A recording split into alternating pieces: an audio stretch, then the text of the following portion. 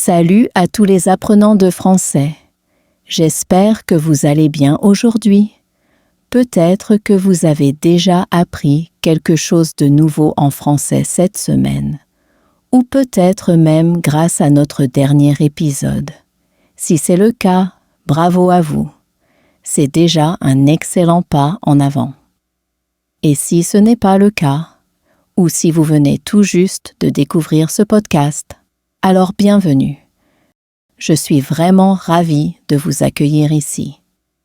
Quel que soit votre niveau, je suis là pour vous accompagner dans cette belle aventure d'apprentissage du français, à votre rythme et toujours avec bienveillance.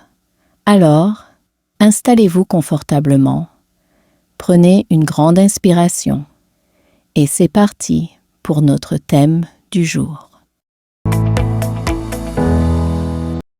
Encore une fois, bienvenue dans cette nouvelle immersion en français. Je suis vraiment heureux de vous retrouver aujourd'hui, car on va aborder un sujet à la fois universel, délicat et fascinant.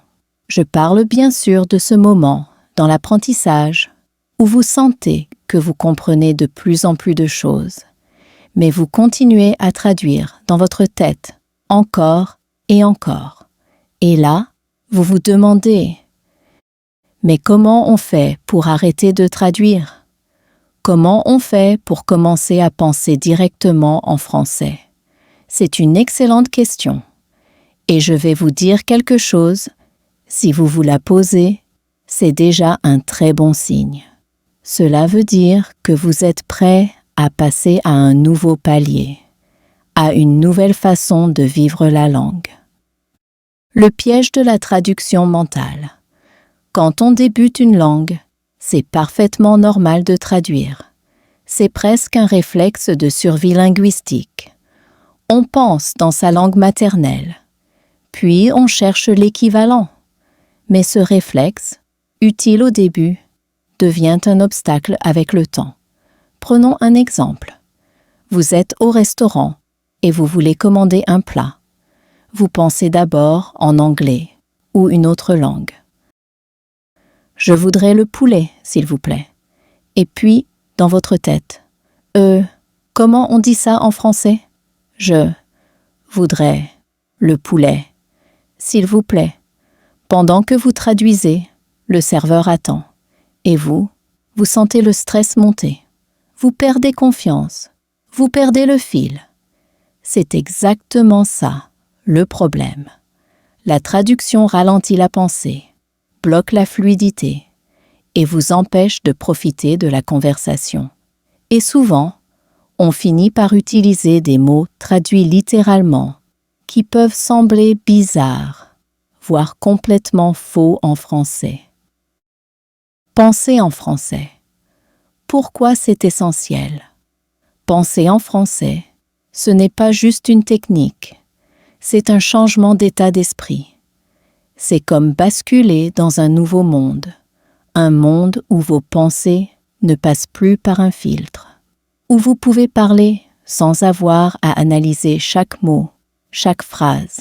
Et surtout, penser en français vous permet de parler plus rapidement, avec spontanéité, faire moins d'erreurs de grammaire ou de syntaxe, gagner en confiance à l'oral, et même mieux comprendre la culture française, car les expressions, les structures, les émotions sont souvent liées à la langue elle-même.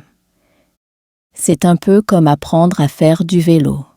Au début, on pense à chaque mouvement, mais un jour, tout devient automatique, et c'est là que le plaisir commence.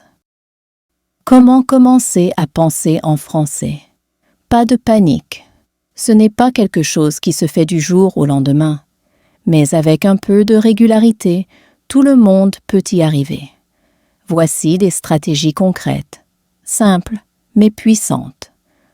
1. L'immersion passive et active.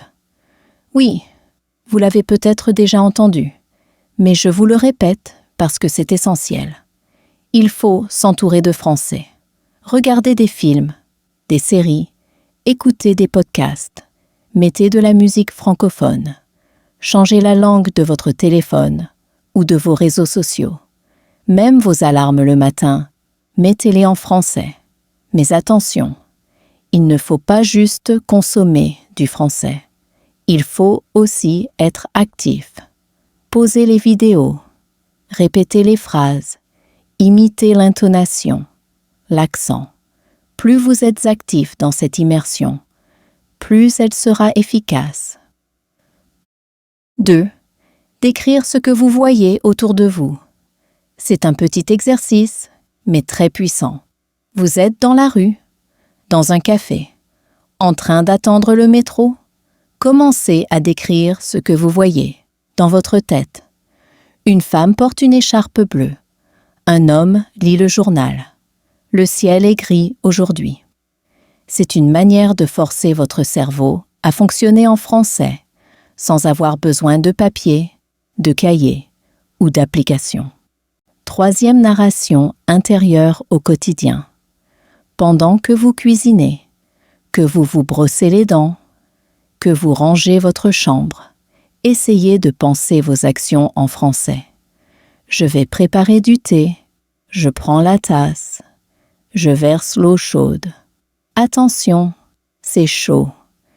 C'est simple, oui, mais ce sont ces micro-habitudes qui, avec le temps, font une énorme différence.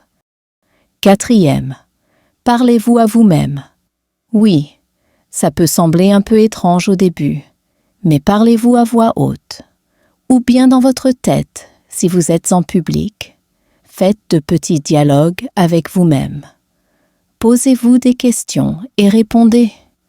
Qu'est-ce que je vais faire aujourd'hui? Il faut que j'aille à la banque.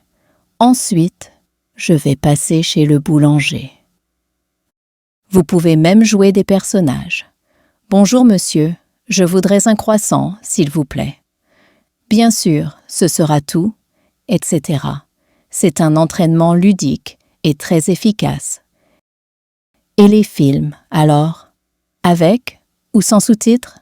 Très bonne question. Au début, vous pouvez utiliser des sous-titres en français pour faire le lien entre l'écrit et l'oral. Ensuite, essayez de regarder sans sous-titres. C'est difficile au départ, bien sûr, mais ça vous oblige à écouter activement et à comprendre le sens global. Et croyez-moi, vous progressez beaucoup plus vite ainsi. Vous pouvez aussi regarder plusieurs fois le même épisode ou film.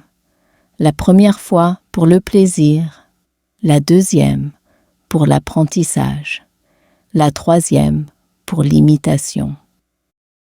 Et les erreurs, alors? Faut-il s'en inquiéter? Surtout pas. Les erreurs sont des alliés, pas des ennemis. Chaque erreur est une opportunité d'apprendre. Même les natifs font des fautes.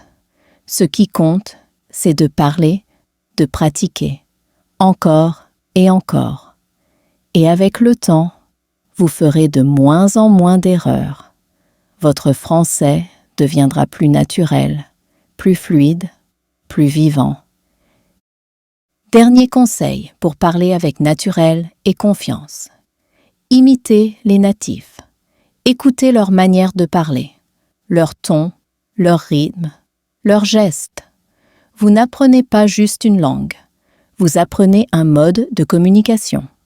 Apprenez des expressions idiomatiques. Elles rendent votre français plus riche, plus coloré. Au lieu de dire « je suis fatigué », essayez « je suis crevé ». Ce sont ces petites touches qui font toute la différence. Soyez audacieux. Osez parler. Même si vous faites des fautes. Même si vous cherchez vos mots. Plus vous parlez, plus vous gagnez en aisance. Voilà. J'espère que cet épisode vous aura apporté des pistes, de l'inspiration et surtout l'envie de continuer ce beau voyage dans la langue française. Rappelez-vous, penser en français, ce n'est pas réservé aux experts. Ce n'est pas un don. C'est une compétence que vous pouvez entraîner chaque jour, un petit peu. Alors, À vous de jouer. Un grand merci à vous d'avoir écouté jusqu'au bout. Et si cet épisode vous a plu, prenez quelques secondes pour vous abonner au podcast. Cela m'aide énormément et vous permet de ne rien manquer des prochaines immersions. On se retrouve très bientôt pour une nouvelle aventure en français. À très vite